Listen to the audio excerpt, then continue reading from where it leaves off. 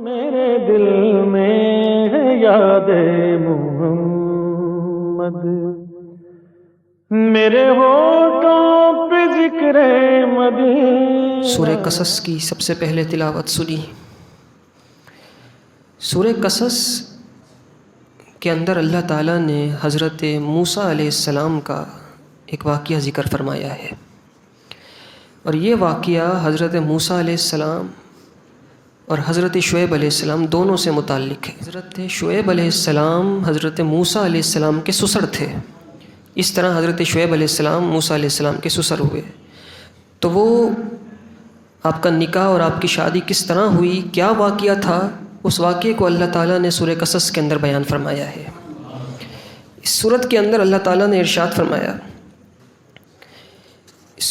سورہ قصص آیت نمبر 22، فرمایا بسم اللہ الرحمن الرحیم وَلَمَّا تَوَجَّهَ تِلْقَاءَ مَدْيَنَ قَالَ عَسَىٰ رَبِّي أَن يَهْدِيَنِي سَوَاءَ السَّبِيلِ۔ جب حضرت موسیٰ علیہ السلام مدین کی طرف گئے، مدین کی طرف متوجہ ہوئے۔ مدین ایک علاقہ ہے، اصل میں یہ جو مدین ہے، مدین ایک قبیلے کا نام ہے، اور یہ حضرت ابراہیم علیہ السلام کی اولادوں میں سے کچھ لوگ تھے جن کا یہ قبیلہ تھا، تو اس قبیلے کے نام پر ہی پورے علاقے کا نام پڑ گیا مدین۔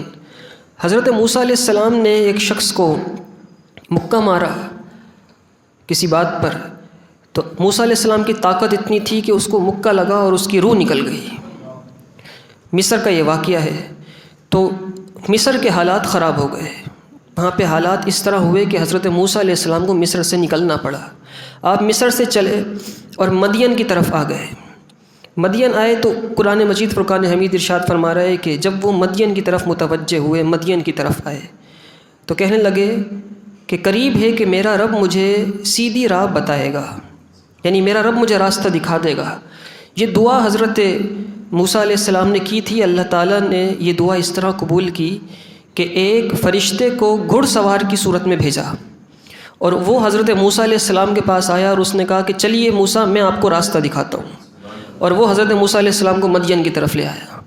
اب حضرت موسیٰ علیہ السلام جب مدین آئے تو مدین آتے ہوئے آپ نے دیکھا راستے میں ایک کنواں تھا، اس کنویں پر بہت سارے لوگ پانی بھر رہے تھے، بہت سارے لوگ تھے، بہت سارے مرد تھے، پانی بھر رہے تھے، اپنے جانوروں کو پلا رہے تھے، استعمال کر رہے تھے پانی کو۔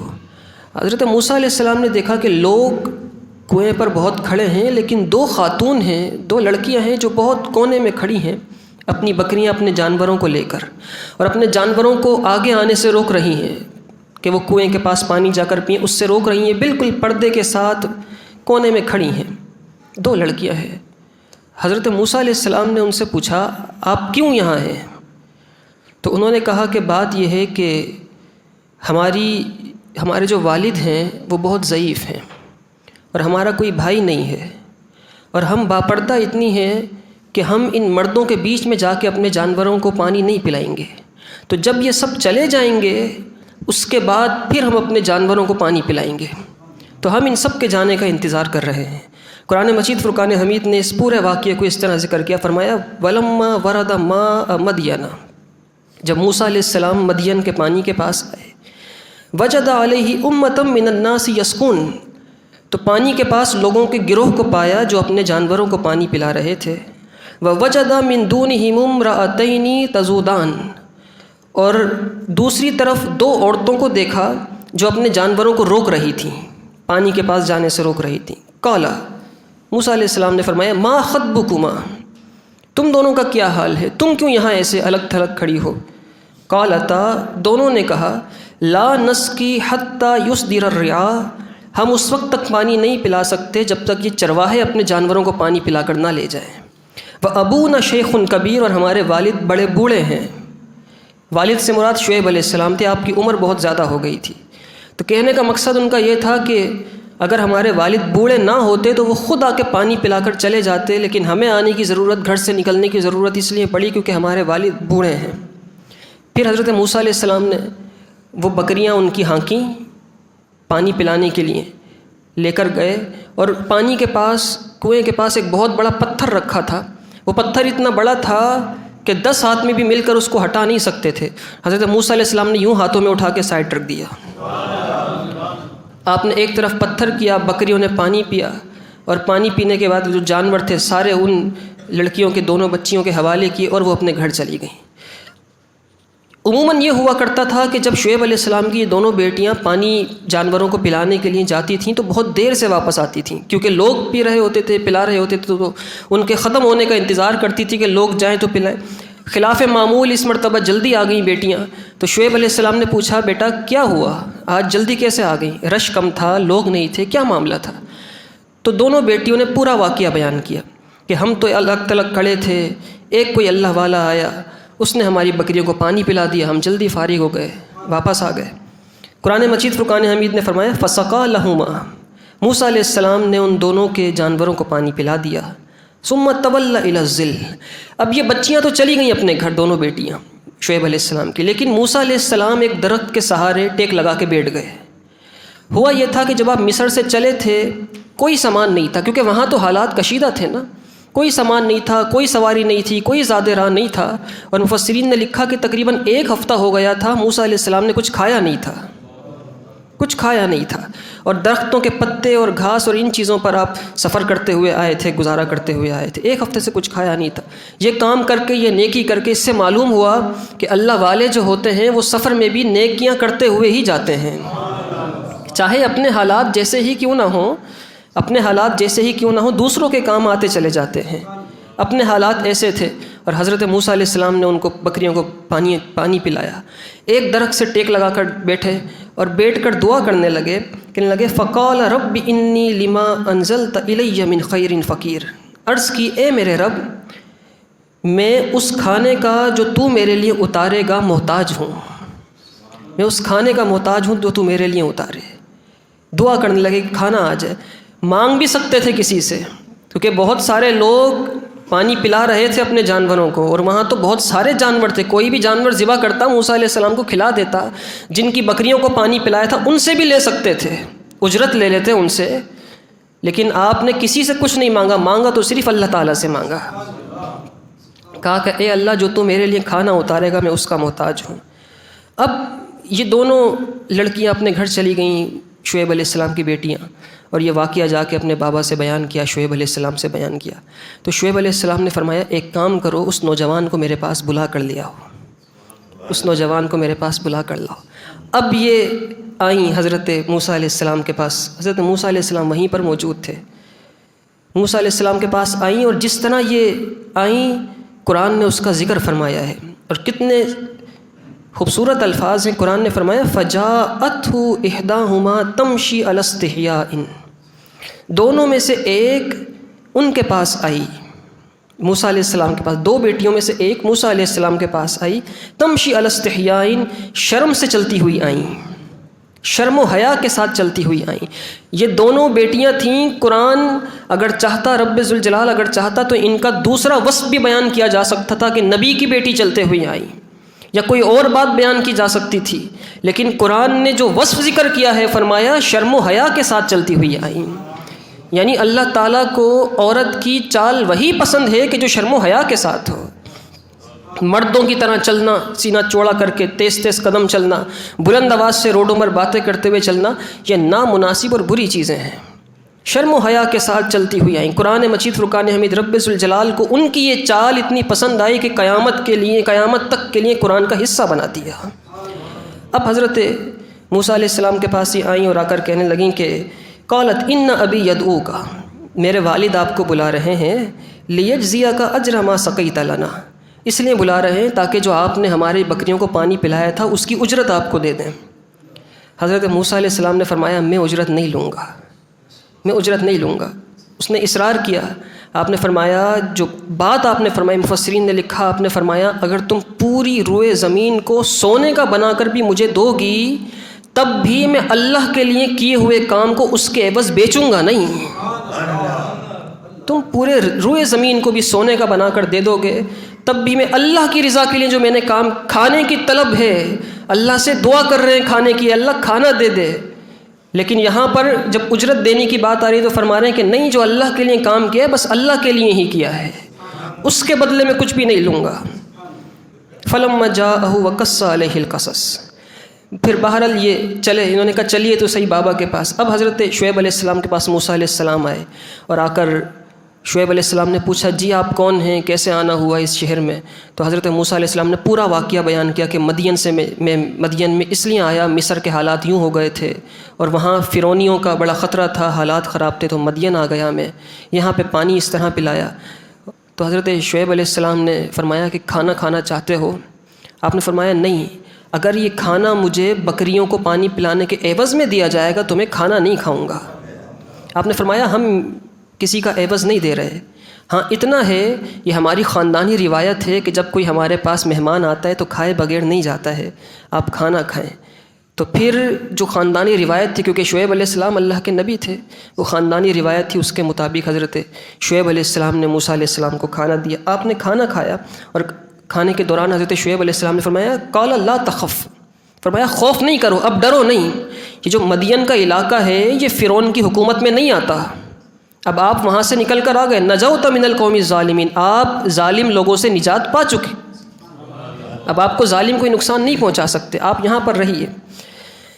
پھر ان بیٹیوں میں سے ایک نے کہا بابا جان یہ جو نوجوان ہیں یہ بہت اچھے ہیں، بڑی طاقتور ہیں اور بڑے امانت دار ہیں، آپ ان کو اپنے پاس کام کے لیے رکھ لیں، اجرت پہ رکھ لیں کسی کام کے لیے، بکریاں چرانے کے لیے۔ قالت احداہما یا ابت استاجرہ ان خیر من استاجرت القوی الامین، بولی کہ اے باپ ان کو اپنے پاس اجرت پر رکھ لیں، بے شک نوکر وہ بہتر ہوتا ہے جو طاقتور اور امانت دار ہو۔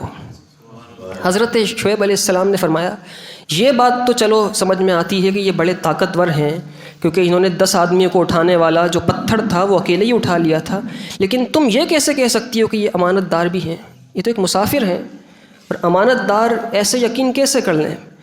تو انہوں نے جو جواب دیا، جو موسیٰ علیہ السلام کی بات بیان کی، کہنے لگیں جب میں ان کو لے کر گھر آ رہی تھی تو میں آگے چل رہی تھی تاکہ انہیں راستہ دکھا سکوں گھر کا، گھر پہ آنے کے لیے میں آگے چل رہی تھی، موسیٰ علیہ السلام پیچھے چل رہے تھے، تو ہوا چل رہی تھی، اس ہوا کے چلنے کی وجہ سے میری چادر بار بار اڑتی تھی۔ تو حضرت موسیٰ علیہ السلام نے فرمایا کہ ہم اس خاندان سے ہیں کہ ہم کہیں پر نظر نہیں اٹھاتے، آپ میرے پیچھے چلیں میں آگے چلوں گا،